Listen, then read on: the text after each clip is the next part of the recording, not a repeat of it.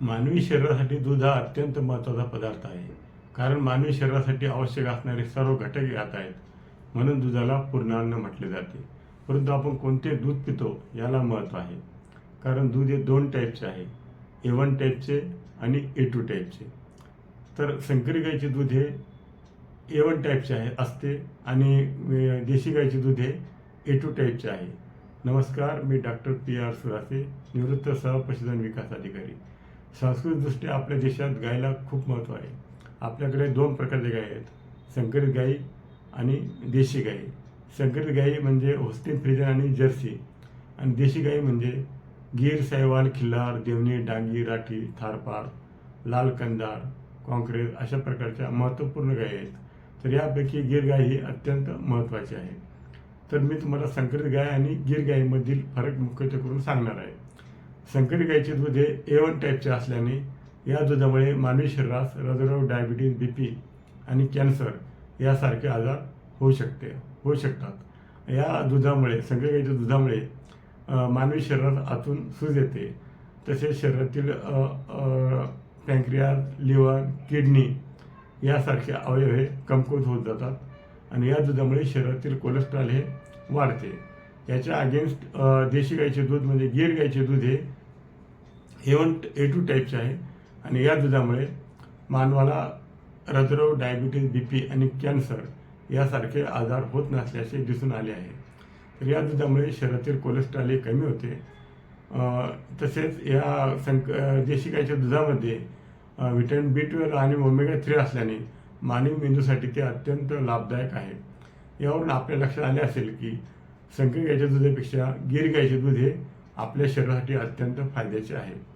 तर सर्वप्रथम ब्राझील या देशाने आपल्याकडील गीर गाईचे महत्त्व ओळखून आपल्या भारतातून ब्राझील देशामध्ये एकूण 50 गायी नेल्या आणि तेथे त्यांनी या गायीवर संशोधन करून तसेच ब्रीडिंगद्वारे खूप मोठ्या प्रमाणात गीर गायी निर्माण केल्या. सध्या ब्राझीलमध्ये एकूण 15 लाख गीर गायी आहेत. सध्या ब्राझीलमध्ये गीर गाय ही दररोज 64 लिटर दूध देते आणि ब्राझीलची अर्थव्यवस्था ही मोठ्या प्रमाणात गीर गायीवर अवलंबून आहे. आणि म्हणजे गीर गाय ही ब्राझीलच्या अर्थकारणाचा एक खूप मोठा भाग आहे. तर हे बघून इतर देशांनी सुद्धा ब्राझीलचे अनुकरण केले.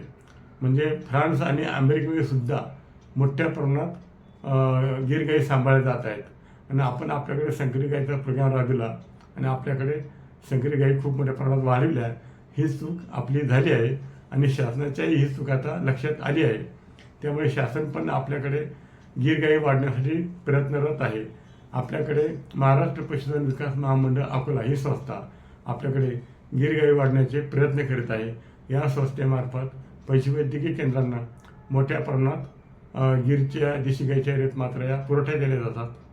तरी पशुपालकांनी याचा फायदा घ्यावा आणि आपल्याकडे संकरित गायी कमी करून जास्तीत जास्त प्रमाणात गीर गायी वाढवाव्यात.